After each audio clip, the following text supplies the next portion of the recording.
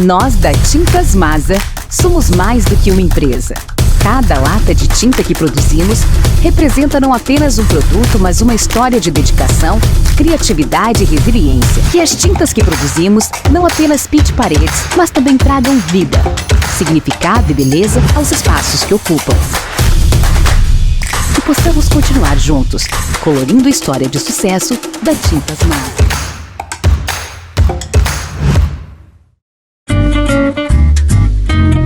Na Flor de Leite, acreditamos que cada momento merece ser transformado em uma doce lembrança. Com a tradição italiana em nossas mãos e a paixão no coração, criamos um universo de sabores que vai além do comum. Nossos gelatos são verdadeiras obras de arte, elaboradas com ingredientes selecionados. Oferecemos experiências que se tornam momentos especiais em sua vida. Flor de Leite, onde a arte do gelato encontra a magia dos momentos inesquecíveis.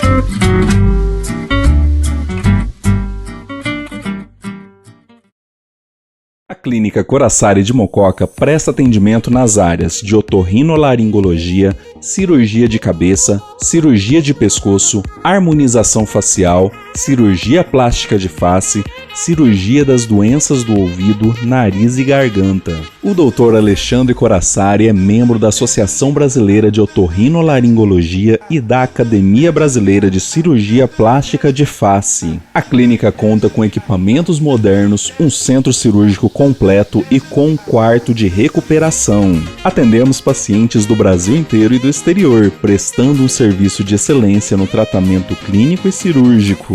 Estamos localizados na Rua Augusto Barreto, número 60, no centro de Mococa. Venha conhecer ou agende a sua consulta pelos telefones 19 3656 6112 ou pelo 19 99150 7759.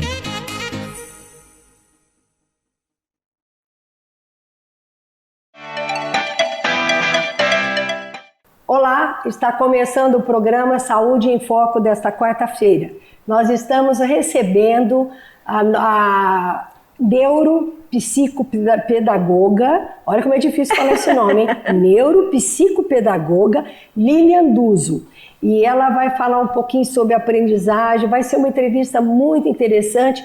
Fica ligado que vocês vão adorar, principalmente quem é mãe de criança, mãe de adolescente. Ô Lília, muito obrigada pela sua presença, por aceitar nosso convite e vamos falar um pouco sobre a sua especialidade. Obrigada, eu que agradeço, boa noite. Ô Lília, qual a diferença entre psico ou neuropsicopedagoga para a psicóloga? Porque às vezes você tem a criança e fala, mas precisa levar essa criança na psicóloga, mas nunca vai falar, olha, precisa levar essa criança numa psicopedagoga, por exemplo. Tá. Qual que é a diferença? Assim, várias diferenças. A principal é que a psicopedagoga, a neuro, né, ela vai trabalhar mais voltada para as questões cognitivas quanto à aprendizagem, não só acadêmica, mas aprendizagem, né, de modo geral, cotidiana. E a psicóloga, ela vai trabalhar com questões emocionais, que também implicam na aprendizagem. Então, são duas áreas diferentes, mas que elas se entrelaçam, elas estão muito juntas e cada um, né, trabalha com a sua área. Certo. Agora, as escolas contam com psicopedagoga no seu corpo docente, na sua estrutura ou não? Sônia, é um profissional para se ter na escola. Tanto é que quando a gente vai fazer a formação, existe o curso para a parte clínica e institucional, né? A formação te dá essa liberdade para trabalhar nos dois ambientes. É um profissional para se ter. Certo. Tá? Embora todo o trabalho que a gente faz na clínica, nós temos as escolas parceiras. Então, é um trabalho assim, né, muito junto, que a profissional da clínica vai até a escola para que seja feito esse trabalho com a criança ou adolescente. Certo. Olha, só para entender, a Lília é uma profissional, é uma neuropsicopedagoga, que é mais completo ainda, e ela atua na clínica Semear, que fica Qual na que é o Rua endereço? Barão de Monsanto, 2038A. Então, você atende lá na clínica. Agora, como que a criança ou o adolescente chega até a psicopedagoga? Tanto a psico quanto a neuro é uma área que envolve saúde e educação, né? Então, ali na Semear eu trabalho com questões de aprendizagem e desenvolvimento humano, de crianças ao nascer até o idoso. Então, cada etapa da vida demanda um tipo de aprendizagem de acordo com o desenvolvimento, principalmente em questões cognitivas. Então, vamos pensar, né? A criança que ela está na fase escolar, está com dificuldades na escola, é a maior demanda, tá? A escola encaminha para uma avaliação, né? No caso, a família que busca pelo meu trabalho, na maioria das vezes, e esse trabalho é feito em busca, assim, para avaliar onde está aquele problema. O problema pode ser uma dificuldade para aprender, uma dificuldade para ficar sentado e assistir a aula, e o problema pode estar em fazer a tarefa. É isso? Tudo isso e mais um tanto. Então, mas isso daí não é normal, então. Isso, quando aparece a mãe em casa, ela tem que perceber que a criança tem algum problema. E assim, a escola é um ambiente riquíssimo, né, Sônia? Então, quando o profissional, o professor, a equipe da escola observa que aquele desenvolvimento da criança, aquele aprendizado não condiz com aquele momento, com aquela situação, com aquela época escolar, precisamos de um profissional, né, que ajude. E é bom lembrar que é diferente de aula particular, tá? Eu dou um exemplo na clínica para todas as famílias. Eu falo sempre assim, se tiver uma rachadura aqui na parede, fazendo uma comparação, um pedreiro vem aqui, arruma esse pedacinho, resolve o problema. Então foi bem pontual. No caso, a aula particular, ela vai lá, resolve uma questão, a criança está com dificuldade. Matemática, está com dificuldade, matemática, na divisão, de português, ensina e pronto. Vai ali e resolve o problema. Mas se essa rachadura persiste, a gente sabe que tem a ver com a estrutura, às vezes com o alicerce, e é aí que eu entro, né? Que a nossa área vai entrar. Tá? Agora, no caso, o aprender a criança tem muito a ver com o ambiente em que ela vive e as emoções. Sim. É isso? Sim. Então, e por que às vezes a mãe da criança não consegue perceber que aquela criança, ela está dando problema na escola, ela está com dificuldade e ela não consegue perceber essa reação, ela acha normal. Sônia, isso é muito complexo. O que eu tenho percebido muito na clínica é que assim, a convivência, ela não deixa a gente perceber alguns sinais, certo. Né? Verdade. E muitas famílias acreditam que, vou esperar um pouquinho, tem um tempo. Nós profissionais que trabalhamos com desenvolvimento infantil, desenvolvimento humano, nós não acreditamos nessa frase, cada criança tem seu tempo. É preciso respeitar os marcos do desenvolvimento. Então, a criança não fez tal coisa até tal fase, eu preciso buscar ajuda. Mas aí não tem informação, às vezes é muito normal, a família não percebe. Às vezes a criança é muito igual ao pai, ou à mãe, ao responsável, então ele se vê ali e não percebe que tem algo para, né, ser trabalhado, até que a escola sinaliza. Certo. Agora, a escola, a professora, é fundamental na educação. A educação, lógico, cabe aos pais, mas perceber que a criança não está bem, ou que a criança tem dificuldade de aprender, ou que está sofrendo algum tipo de bullying, por exemplo, que é um assunto que vem sendo tratado a longo prazo e as coisas acontecem porque não se percebe Isso. Então, o papel do professor é fundamental na observação de problemas que podem ser resolvidos numa psicopedagogia. Tanto é que o meu trabalho sem a escola, ele não existe. Certo. Né? Falando em crianças escolares, adultos, adolescentes que estejam na escola. A escola, como eu disse, é um ambiente riquíssimo em que tudo ali acontece e o professor é peça-chave para essa observação e esse trabalho. Certo. Mas você, quando vai atender uma criança, que a professora falou, olha, esse menino não para, ele não me deixa dar aula, e ele tem algum problema, aí ele comunica a mãe, a família acompanha a criança para uma consulta com você. Você tem que pegar o histórico da família para poder tratar a criança? Sim. A gente, dentro desse trabalho, preciso fazer uma avaliação com essa criança para saber o motivo. É uma questão que compete a mim ou eu preciso encaminhar, por exemplo, para uma psicóloga, quando a gente tem somente questões relacionadas às emoções, ou neurologista, ou só comportamentos. Então, em cima da minha avaliação, a gente tenta ali, né, essa é a causa, ou essas são as causas, e eu faço os encaminhamentos necessários. O meu trabalho não é fechar diagnóstico, isso eu deixo muito claro, eu faço essa avaliação e encaminho, e é o médico o único responsável por fechar diagnósticos. Certo. Agora, quais são os sintomas que a criança apresenta, que você fala, nossa, essa criança precisa de ajuda? Então, como é que a gente... ou o professor falou, olha, essa criança precisa de ajuda. Como é que a criança se manifesta? Na escola, o professor tem todo, um trabalho de avaliação e ele tem em mãos que aquele desenvolvimento não condiz com o currículo, com a situação, com o momento, e ele percebe essas dificuldades na criança. A família vai perceber principalmente nos momentos de tarefa.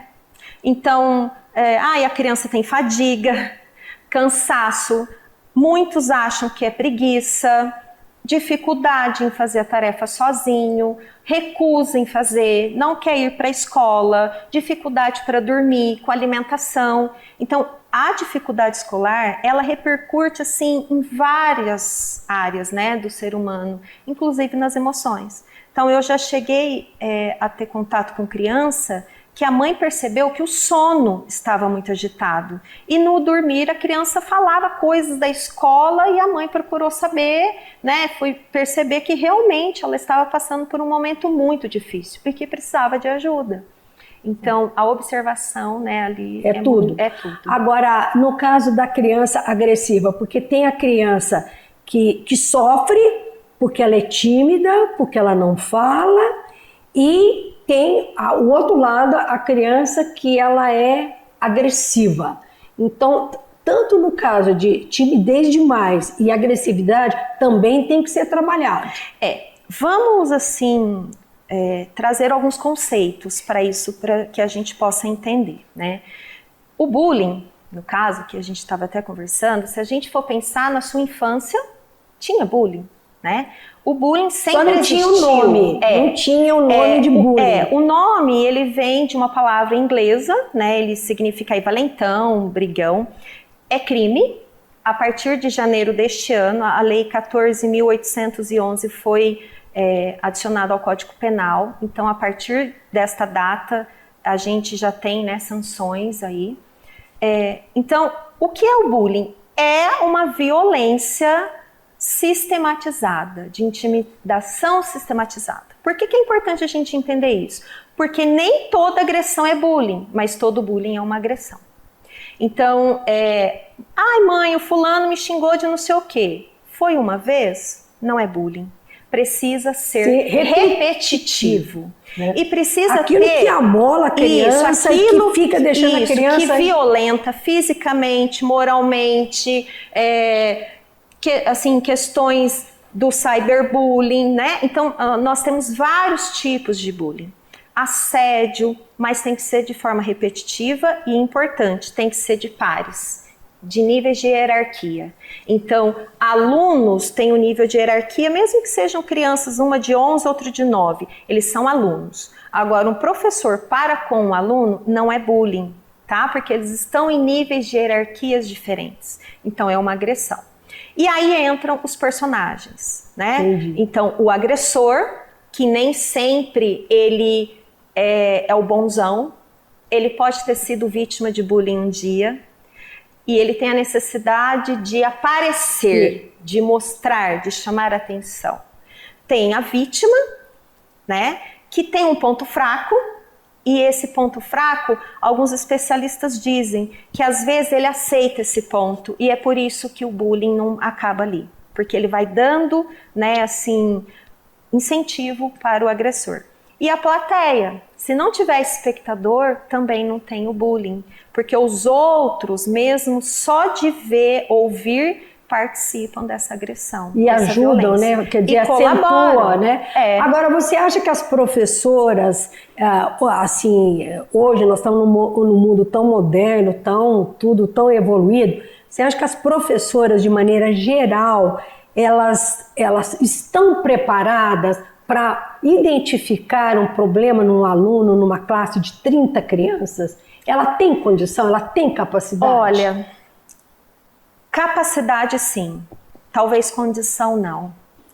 Porque às vezes o bullying não acontece na sala de aula. Ele começa ali. Hoje o cyberbullying, ele abriu um leque muito grande. E às vezes o que está na sala de aula não é o que acontece fora dos muros da escola. Então o professor, ele é muito capacitado para mediar esse conflito. A escola deve mediar, porque não é só, né, Sônia, o português, matemática, história, geografia. A gente precisa olhar para as questões socioemocionais. Não esperar que as coisas aconteçam para a gente remediar. O ser humano, ele não é, né, uma caixinha só de conteúdos, ele é um todo, e a partir do momento que a professora tem essa observação, capacidade ela tem, a escola tem, de mediação. Nós estamos falando na criança e no adolescente, e que pode até levar a um suicídio. Então, é uma coisa muito grave o que nós estamos falando, porque a criança sofre porque ela é agredida ou ela sofre porque ela agride. Sim. Não é verdade? Sim. É. Agora, no caso, como é que fica, como é que é a autoestima dessas crianças? Elas não têm essa autoestima? Assim... E aí a casa também, o ambiente Isso. familiar também parece que não ajuda. Eu penso, Sônia, que assim, a gente precisa pensar na causa disso tudo, né? Se a gente for numerar algumas situações, nós temos primeiro a banalização da violência, a naturalização, na qual... É muito tem a banal. Violência e a todo mundo violência, acha normal. Xingar, falar isso pro outro é normal. Aí depois, quando acontece algo muito sério, que se tem ideia do peso, que vai tomar-se, né, uma atitude. Então, fator número 1.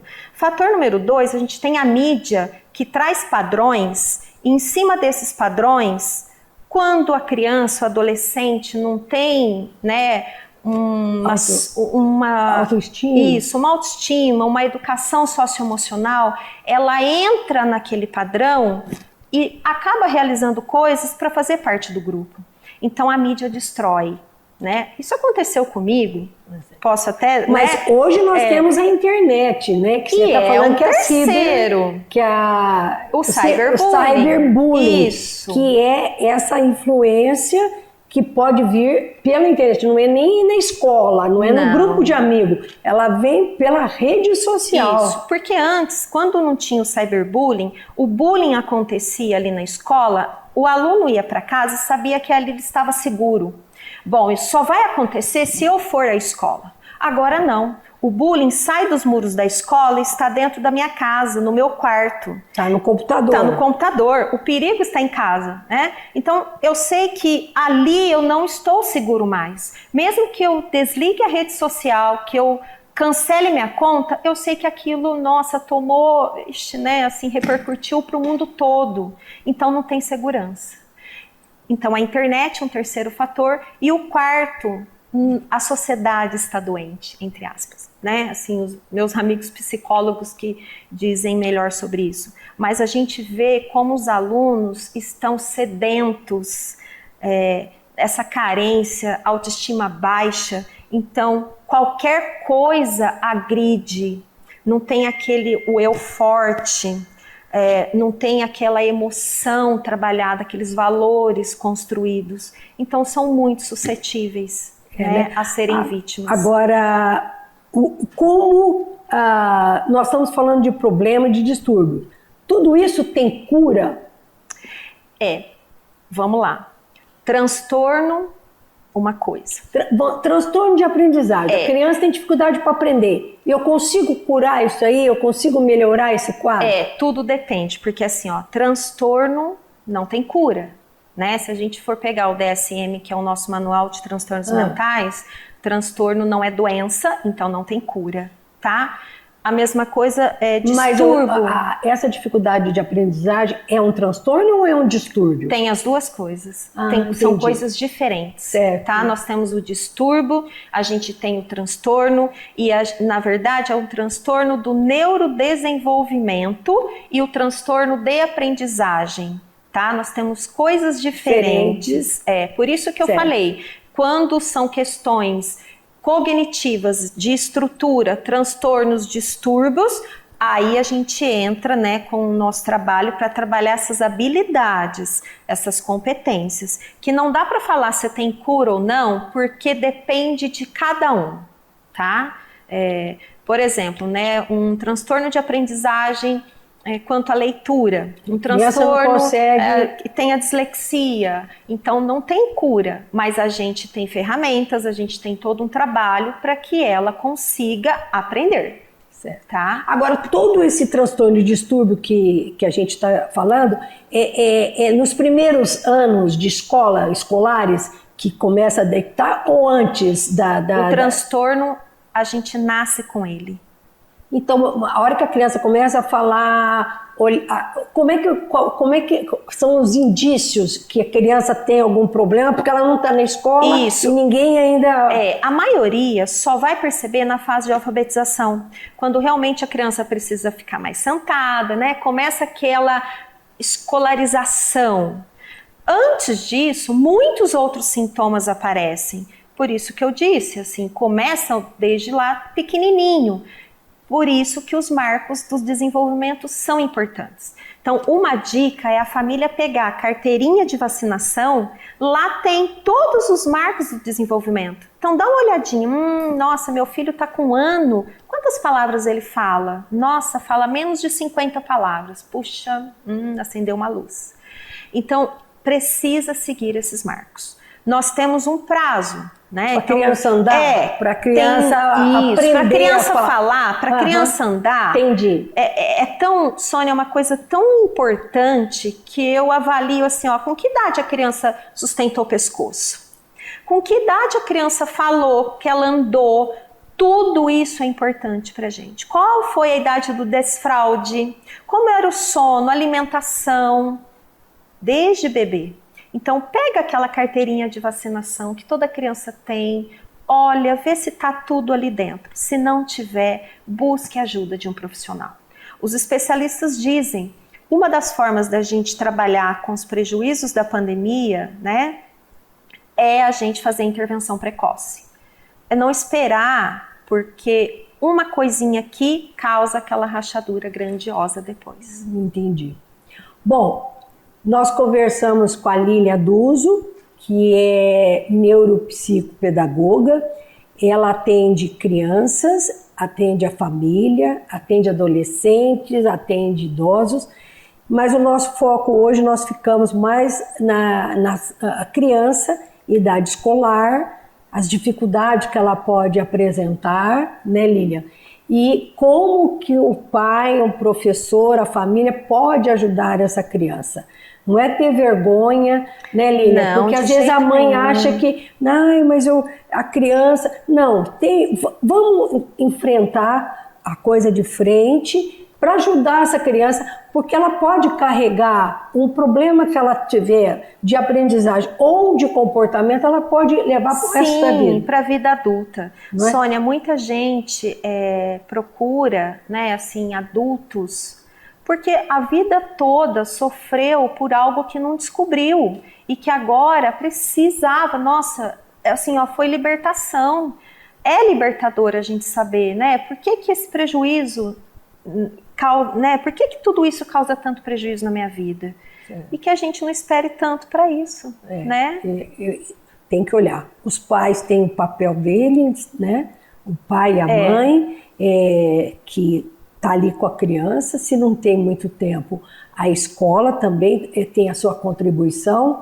E a gente tem que olhar, trabalhar junto, né? É uma tríade, Sônia. Uma tríade. É a escola, a família e o profissional. Não é também porque a criança está na escola que a família delega, não é porque a criança vai a um profissional, seja comigo, um psicólogo, fono, então não preciso fazer mais nada, né? Não funciona. O trabalho não tem né, um bom prognóstico, que a gente fala. Tem que ser um trabalho em tríade. Agora, como é que nós ficamos, para encerrar a nossa conversa, uma mãe que percebe que o filho, né, a criança, está com algum problema e tal. Ela precisa de um profissional. Sim. Mas aí ela encontra isso na rede pública, na rede municipal, na saúde. Ela consegue dar um acompanhamento para essa criança, porque a maioria é um atendimento particular e é um atendimento a longo prazo.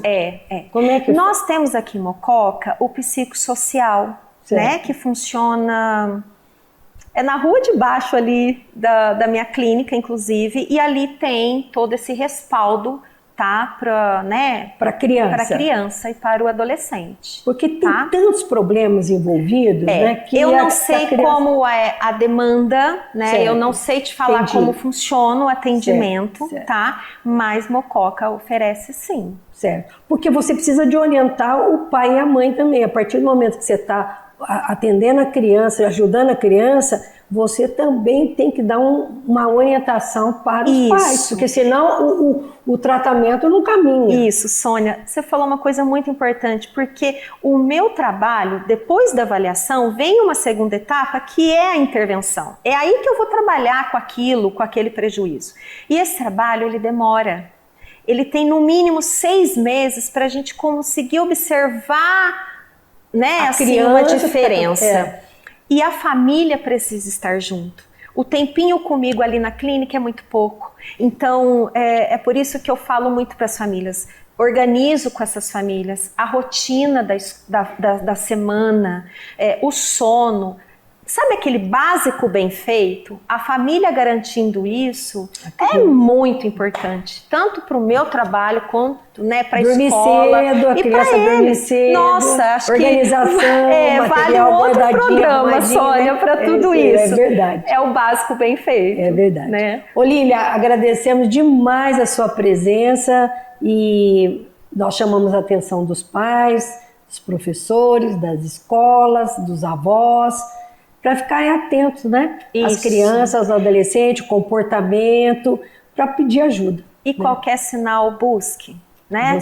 Não espere para que realmente essa criança possa receber a ajuda que ela precisa. Tá certo. Né? Muito obrigada, Obrigada, espero ter contribuído. Muito obrigada. Com certeza. Obrigada, gente. Até a próxima.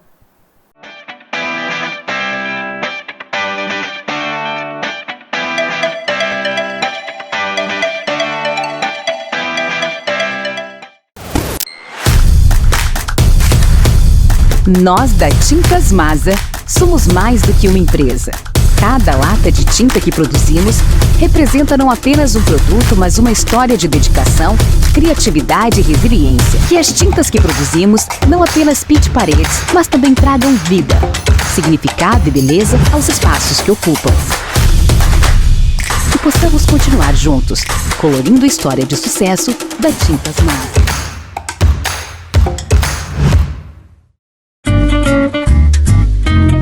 Na Flor de Leite, acreditamos que cada momento merece ser transformado em uma doce lembrança. Com a tradição italiana em nossas mãos e a paixão no coração, criamos um universo de sabores que vai além do comum. Nossos gelatos são verdadeiras obras de arte, elaboradas com ingredientes selecionados. Oferecemos experiências que se tornam momentos especiais em sua vida. Flor de Leite, onde a arte do gelato encontra a magia dos momentos inesquecíveis.